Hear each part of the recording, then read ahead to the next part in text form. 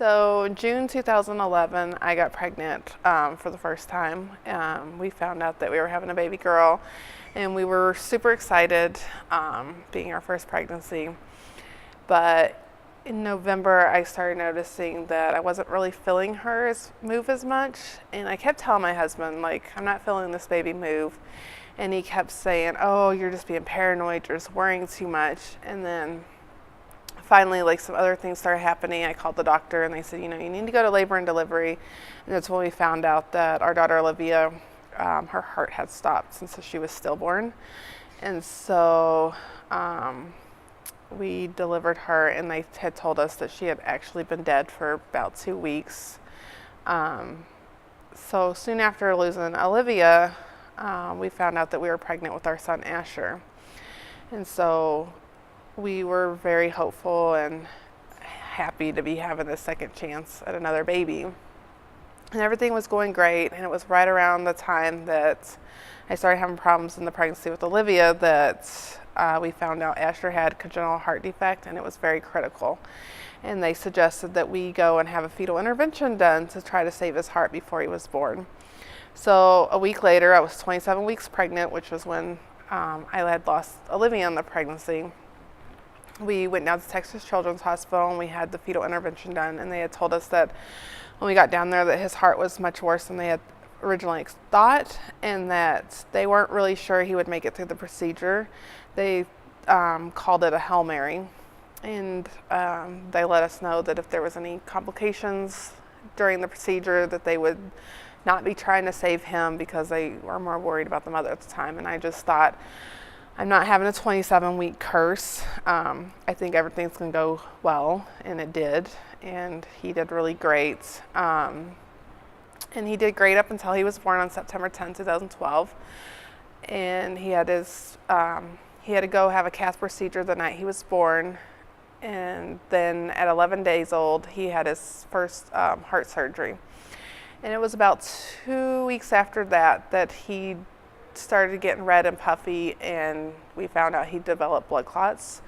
And at 6 weeks old, he ended up dying from those blood clots. And so that was really, really devastating on us, losing him. And after losing him, the grief was so hard. It was like we were grieving them both at the same time, because we didn't really get to grieve Olivia before we got pregnant with Asher. And so it was a really rough time after that, but we started our foundation and started doing a lot of things in memory of them. So 4 years after losing Asher, we unexpectedly got pregnant again. And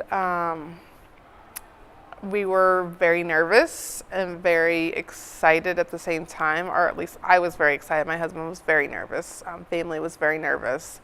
And I just knew this was going to be our last pregnancy. I was 36 at the time. I said, this is going to be our last pregnancy because this is just too hard on my body. Whether this turns out good or turns out bad, this is our last. We're done after this. So I wanted to be very hopeful during the pregnancy because I wanted to enjoy it. It's my last. And I really just wanted to be hopeful that this baby would live. And everything was going great in the pregnancy until 33 weeks. I went into appointment and my blood pressure was high, and they had me stay for monitoring for 24 hours, and it turned out that I had severe preeclampsia. And so they needed to induce and have her. So she was born 6.5 weeks early. They were really concerned about her lungs being premature, but she was born, came out screaming, and so we were like, she's letting us know she's okay. And she's spent about 4 weeks in the NICU, and she's been, my little medical problems with, common cold and wheezing and stuff like that, but nothing major, and she's doing great. At first, it was really hard because it was just a reminder of all the things I didn't get to enjoy with Olivia and Asher. And so there would be a lot of times that I would just cry because I didn't get to experience this with those two, and they were missing out. So I kind of didn't expect to have that kind of grief. But there's a lot of joy it, a lot of times things are just bittersweet. Like, my birthday, I was a little upset because this was the first one I got to spend with my daughter, but I didn't ever get to spend a birthday with my other two.